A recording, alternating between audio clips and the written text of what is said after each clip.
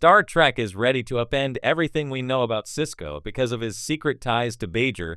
If Star Trek fans thought that the last few years of IDW's Trek comics added a whole new dimension to the franchise's familiar lore, they had better prepare themselves for the coming year, as the series hints at a game-changing alteration to the mythology surrounding Benjamin Sisko.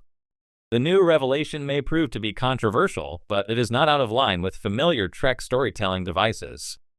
Star Trek H-28, written by Colin Kelly and Jackson Lansing with art by Tessa Fowler, finds Captain Sisko vaulted backward in time to a Bronze Age Bajor, leaving the indigenous population to question whether he is a terrifying threat or the prophet they've been waiting for. From this synopsis, readers have immediately started to speculate that Sisko is about to instigate a classic causal loop, creating the mythos that would later lead him to be deemed the emissary of the prophets, as originally depicted in Star Trek: Deep Space Nine. Star Trek is about to reveal a major twist about Benjamin Sisko's Bajoran prophecy backstory. Star Trek H-28, written by Colin Kelly and Jackson Lansing, art by Tess Fowler, main cover by Ramon Rosanas. The full teaser for Star Trek H-28 reads as follows. Lore has destroyed the multiverse, and its fate now lies in Benjamin Sisko's hands. But after the USS Theseus slingshots into the Celestial Temple, Sisko finds himself without his crew, or any technology, on a Bronze Age Bajor. The ancient Bajorans don't know what to make of him. Is he a terrifying threat or the prophet they have been waiting for? If Sisko is to save life itself from the orb of destruction, he must first save himself. By now, authors Colin Kelly and Jackson Lansing have more than proven that they can be trusted to take an ambitious, time and space-hopping Trek story and use it to deliver emotionally profound moments from the franchise's most beloved characters. So, it is not really a question of whether the issue will deliver a satisfying step forward for Sisko's arc in the comics. The answer is all but certain to be yes. Instead, the question is how radically this story will alter fans' understanding of Trek canon. The idea of the causal loop is iconic in science fiction and has been used memorably in Star Trek before. So, it isn't that it is out of place in the Trek universe that might make readers hesitant to embrace the use of the trope, if that is indeed where the story of Star Trek H-28 goes. Instead, the chief reason for some fans' doubts is not exclusive to Star Trek at all, but rather is part of the discourse surrounding all major franchise storytelling. As long as the story does justice by Sisko's character and progresses his story in Colin Kelly and Jackson Lansing's run, its lore implications will be merited, whatever they are. That is, the move runs the risk of making the Trek universe feel smaller and more insular, which would be at odds with the series' general commitment to expanding the universe. Similar to criticisms of contemporary Star Wars storytelling, there is the increasing feeling as though each franchise's star characters need to be connected to every major moment in franchise lore, rather than Star Trek and Star Wars stories being set in vast universes, of which the stories being told are just a fraction of the larger history. The realm of Star Trek, few characters have left as indelible a mark on the franchise as Captain Benjamin Sisko. Introduced in Star Trek: Deep Space Nine, Sisko is a character who blurred the lines between Starfleet officer, religious figure, and father. His journey became one of the most profound arcs in the entire Star Trek universe, culminating in his transformation into a being of immense power and mystery.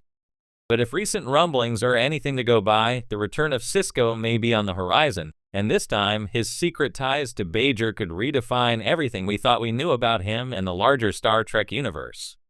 The Prophet's Chosen One, Sisko's connection to the Bajorans was never ordinary. From the beginning of Deep Space Nine, he was more than just the commander of the station overlooking the planet Bajor. He was the emissary of the prophets, a role that placed him in the center of Bajoran spirituality and mysticism. The prophets, non-linear aliens residing within the Bajoran wormhole, had long been revered as gods by the Bajoran people, and their influence on Sisko's life became more apparent as the series progressed. In the series finale, Sisko's destiny is revealed in full. He ascends to join the prophets, leaving his mortal life behind, and enters a state that transcends time and space. While his transformation brought closure to his arc, it also left many questions about his role and the true nature of his connection to Bajor. Now, it seems that these lingering questions may finally be addressed, and they could upend everything we thought we knew about Sisko's purpose. Sisko's secret ties to Bajor. The new speculation surrounding Sisko revolves around the idea that his relationship with Bajor was not merely one of convenience or circumstance, but something far more intentional. What if Sisko's ties to the Bajoran people ran deeper than we initially thought?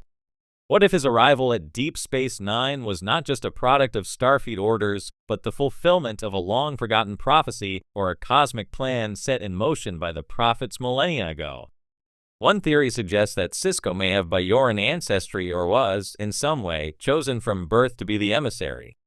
This would elevate his connection to Bajor beyond his interactions with the prophets during his Starfleet career. It would imply that Sisko was destined to play a pivotal role in Bajoran history long before he ever set foot on the station.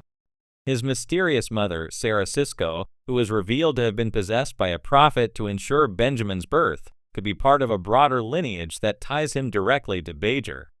If this theory holds, Sisko's return could bring with it revelations about his past, the origins of his family, and the true meaning of his role as emissary.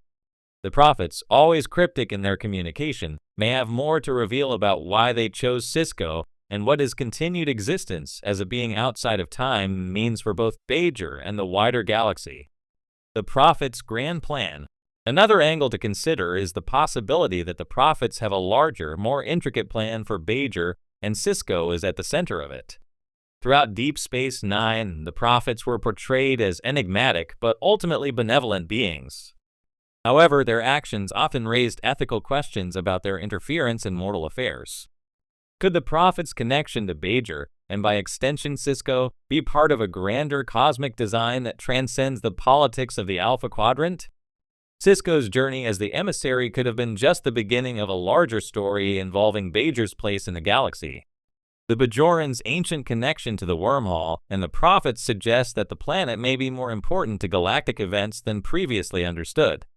Perhaps Bajor holds the key to unlocking deeper truths about the prophets, the Paw-wraiths, their malevolent counterparts, and the cosmic balance between good and evil. Sisko, as both a Starfleet officer and the emissary, is uniquely positioned to bridge the gap between the scientific and the spiritual Starfleet and Bajor, and could be the only one capable of unraveling these mysteries.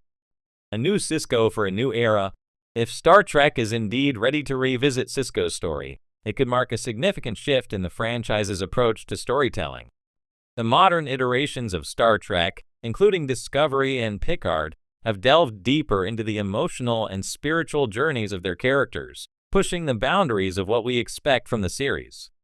Sisko's return, particularly if it involves the revelation of hidden ties to Bajor, would fit perfectly within this new era of Star Trek, where characters grapple with their place in the universe on both personal and cosmic levels. Furthermore, Sisko's journey offers an opportunity to explore the idea of legacy and identity. As a character who straddled multiple worlds, Starfleet, Bajor, and the prophets, his return could spark new conversations about duty, destiny, and the intersection of faith and science. How does Sisko reconcile his Starfleet training with his role as a religious figure? How will he fit into a galaxy that has moved on during his absence, especially as the Federation faces new challenges? Conclusion. Star Trek's willingness to return to Sisko's story and explore his secret ties to Bajor could upend everything fans thought they